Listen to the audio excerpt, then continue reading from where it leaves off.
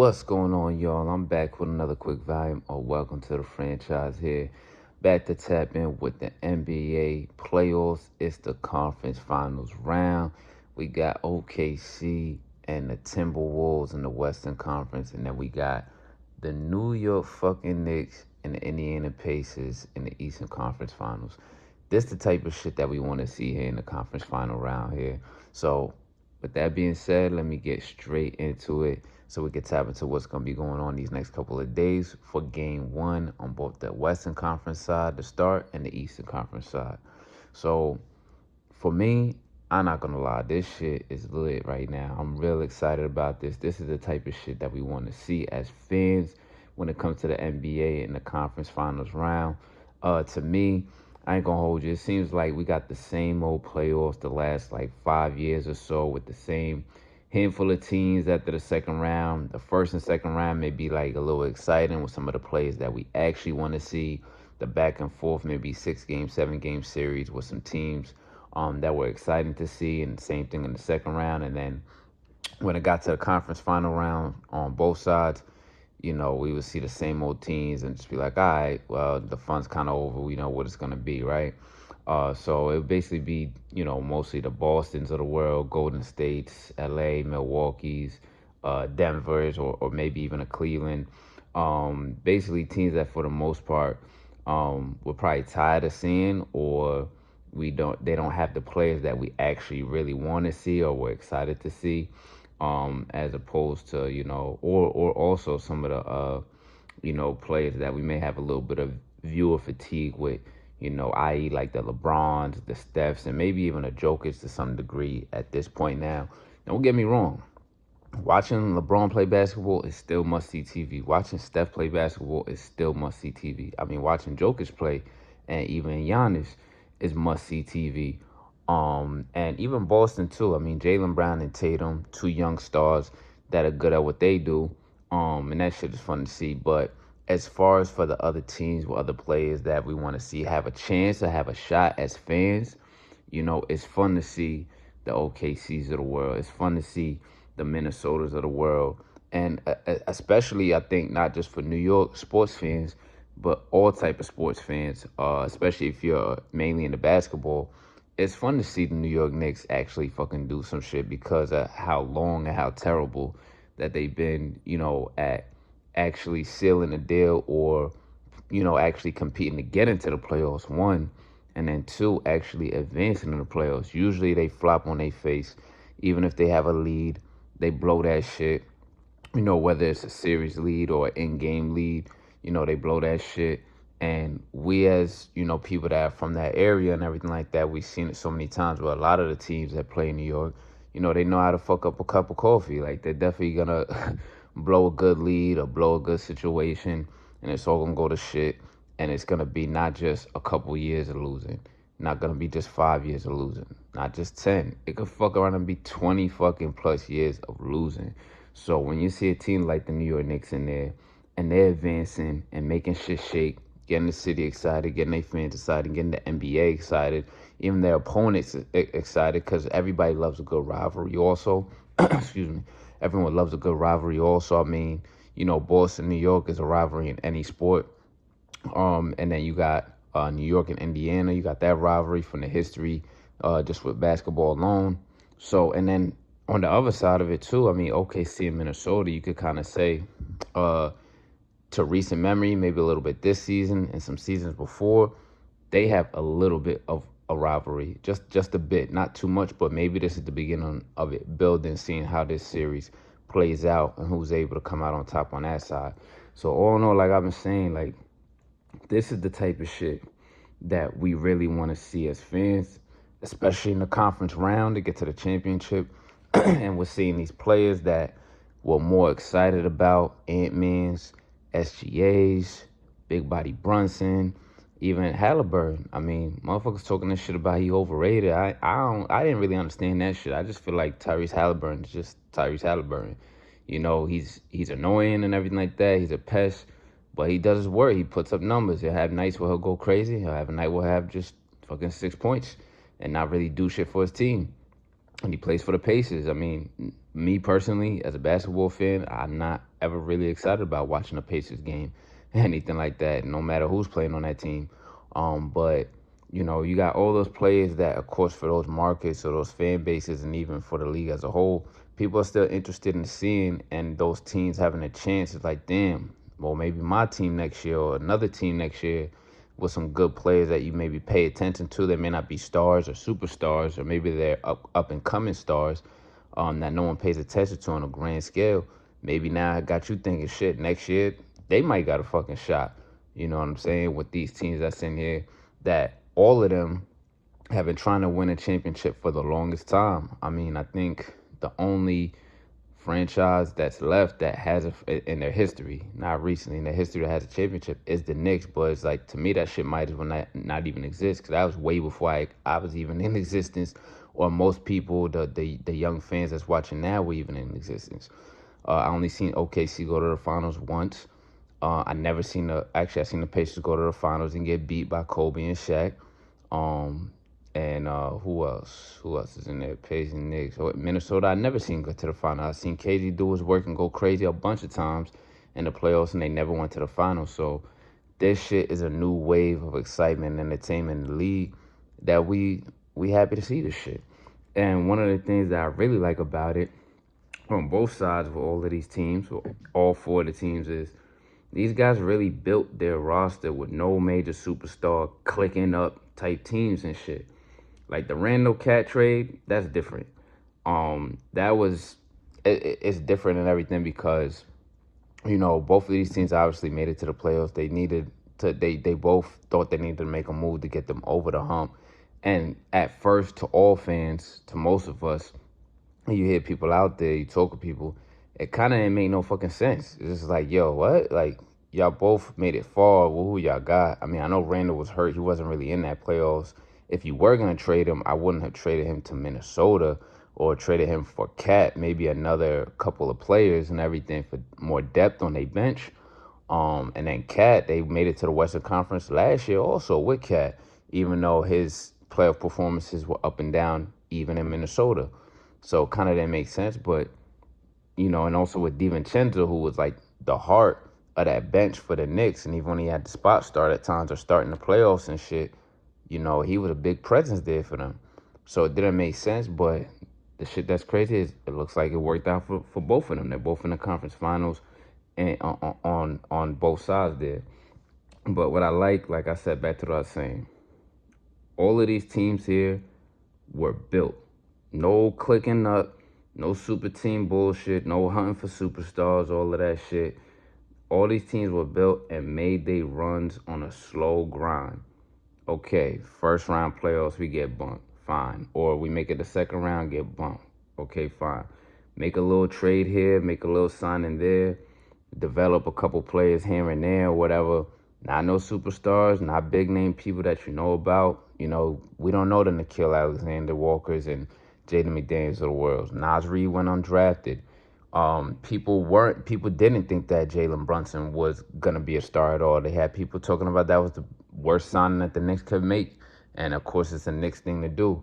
You know, people aren't gonna be paying attention to an SGA when he was on the Clippers, thinking that he's gonna potentially be an MVP. You know, people didn't know who, even if he was a lottery pick or was a coveted draft prospect, people didn't really know Jalen Williams' name like that. People don't know who Isaiah Hartenstein is. People don't know who a Nembhard or a Mathurin or any of these other guys are like that. But you see all of these rosters, and they built this shit. They built this shit over time on a slow grind, first round, get the experience up. And when you look at all these teams, they're running, they're coming to where they at now. It's kind of like you could easily say like a 3 to 5 year process here to where they're at the apex of, you know, the point now of building these rosters here to compete for a championship. So that's why I like, because I think it's good for the league, and I think it's especially good for all sports to show where team building fucking matters again. That shit actually matters again, and this shit's making it fun to watch. It's making it entertaining. And dynasties and clicking up, it might be quiet for that shit for a few years, and I think that's needed. it might really be quiet for all of that, yo, clicking up super team shit. I mean, you're still gonna have, I think, some of those crazy trades in whatever league, especially the NBA. You're gonna see crazy trades like that.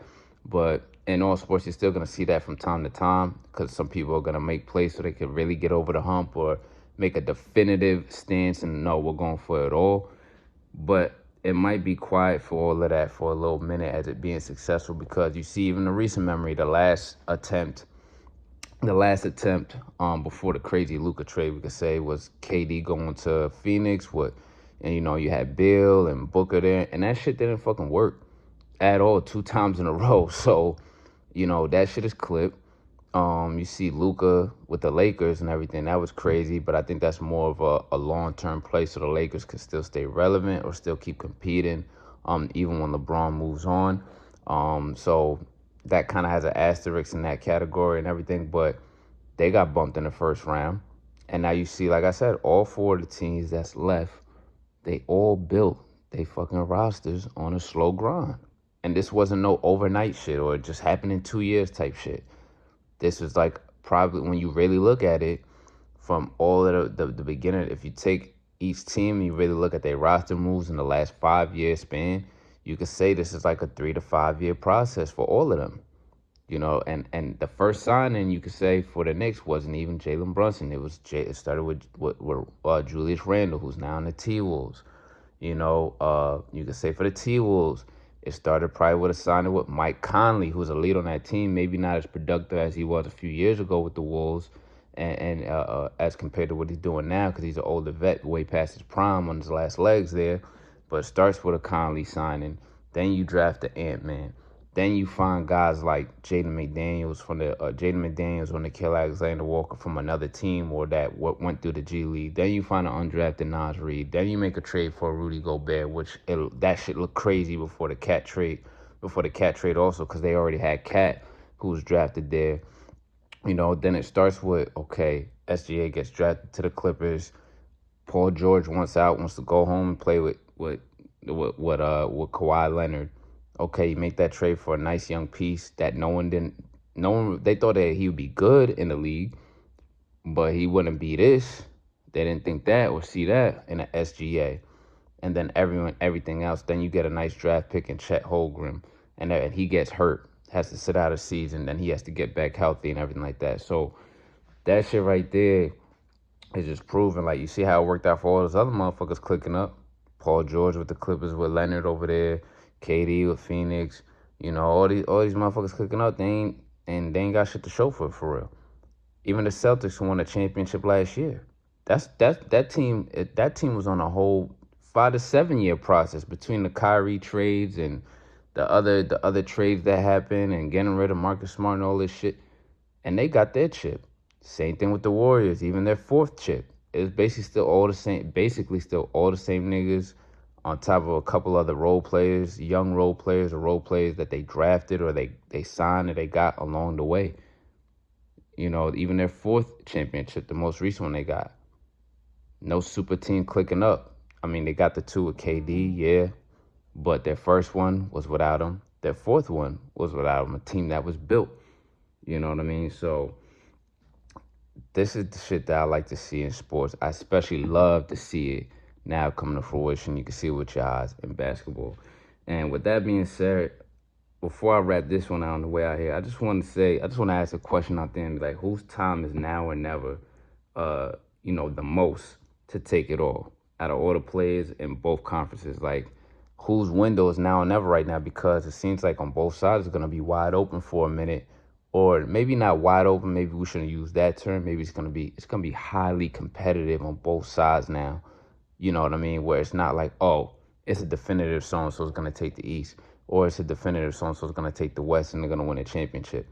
It's starting a new wave of competition. It looks like it's starting to form now in the NBA where it's not definitive. And this postseason proves that, right? So whose time is it for now and never to take it all before their window may be closed for good, or it's just going to be harder and harder? The window's going to tighten more and more. SGA? I mean, maybe. I think even if he doesn't go to the finals, or if he goes to the finals and doesn't win, whoever they play there, he still has a good window to take, especially with the young guys he's got with him. Ant-Man, not so much. He's 23 years old. Definitely gonna be moving into being a top 2, top 3 player in the league to come for years to come. So his window's always gonna be open. Now here's some other names I want to throw out there. Julius Randle, I think that's a yes. I think that this is now or never for him, because let's say it doesn't work out with the Wolves, whether they in the conference finals or in the finals. In 2 years, after 2 years, not within 2 years, I'm saying after 2 years of still being with the Wolves, and let's say they don't get a chip, because it's just going to get harder and harder, right? They could be like, yo, we got to move off of him now and see who else we could get to get Ant-Man a championship, because Ant-Man is going to be the priority there. And you as a number 2 is a good running mate, but they could always try and find a number 2 somewhere else. Or there might be a budding number 2, like a Jaden McDaniels, if they want to keep him around. Or Nas Reed, he starts leveling up his game in the next few years, because he's still young. Those guys are still young too, as compared to a Randle. So he might get moved out, and this might be his best chance at getting a ring in his career. So I put him in there. Karl-Anthony Towns, I'll say a yep, but also a maybe, because same thing as I just said with Julius Randle. They could think about doing that with him. The Knicks could do that shit, because they're always trying to chase to make the big swing to try and get a championship. And if he doesn't deliver in this series, or deliver in the finals, or deliver even after the next couple seasons, or 3 or 4 or 5, however long he stays with the Knicks, they could flip him. They're already talking about trying to get Giannis to New York. And to get Giannis to New York, how are you gonna get him and still keep Cat? That's not gonna happen. They already in the middle of the season, or early in the season, in the media, they was talking about flipping Cat after this season if it doesn't work out, because we all thought the Knicks would probably either get bumped in the second, bumped in the first, or definitely not be close to sniffing the finals. So they were already talking about flipping Cat for Giannis. So I think it's a yep to a maybe for him, maybe-ish. It's now or never. He got to try and get that chip. This will probably be his best chance to. Brunson, I'm also going to say a hell fucking yes. I'm definitely going to say that. I think he's like, 28, 27, something like that. So you're close to 30. You're a small guard. The way that you play, it's a lot on your body, a lot of, you know what I mean? Like, you're always drawing fouls. You're taking hard hits. You're hitting the deck hard all the time. You're a slower playing guard. These new athletes coming in are just going to get faster and faster and quicker. The game's going to change in a different way. You know what I mean? How long is that sustainable for guard play, for the way that he plays at his size and his athleticism? So this is a hell yes for him, because you don't want to look around and then he be in his age 32, age 33 season still trying to get a ring, but he can't put up 30 like that like he used to. And maybe in that season he's only averaging 16 and doesn't play a full 82 games. So I think this is a hell yes for him. He got to get a ring right now. This is his best chance. Maybe next year too. So maybe a little over the top with a hell yes, but definitely a yes for him. And then I'll say for Hallie, I think it's a yes for him also. I mean, you play in Indiana. How often is it that free agents want to come to play to Indiana? You know what I'm saying? A free agent star. Also, I don't think Indiana, their culture, team building culture is predicated on trying to get a star anyway. So this is probably his best shot right here. So it's a yes for him. Definitely a yes for him. But then at the same time, let's say he's still young too. I think he's like, mid-20s. Let's say in the next, after 2 or 3 years after this, obviously they're going to keep him as their franchise player. They probably want to retire Pacer. But let's just say as the league changes and things change, let's say after 3, 4 years, he still doesn't bring them a chip, or not him bring them, but the Pacers don't get a chip with him. What if they change their mind and there's a team somewhere on the West Coast again, or on the East Coast is like, yo, we could use his services just to add, because he's a true point guard that could distribute, could score a little bit. He's not like a mega star that's like, yo, he could explode for 40 any night. No, he's a true point guard that could distribute. He can explode for maybe 30, high 20s any given night. And maybe someone else is like, yo, we can use your services to try and get us to a chip, or at least compete. So this is probably his best chance with Indiana. I'll say that. And then I'll throw in a coach here, Tibbs. All those other coaches, Carlisle already got a chip. He's been to championships. All the other coaches, I think they're going to have a lot of opportunity. But it's Tibbs right here, man. This is a hell yes for him. This is his best and only chance because they were already talking about if he didn't beat the Celtics or if he doesn't get it all this year, maybe they need a new voice in there to really get him over the hump. So Tibbs, I'll throw in the one coach in this category here asking this question. Tibbs needs his championship. He needs a chance to finish the job against Indiana and definitely finish the job against whoever they play in the finals, even though it's going to be really tough against all three of the opponents that's left that'll be in front of them, whoever it's going to be. I mean, we know it's Indiana in the conference finals, but yeah, he don't win this shit, it might be clipped. They might pack his ass up out of there. But that's going to wrap this volume up of Welcome to the Franchise here. Y'all out there, be easy.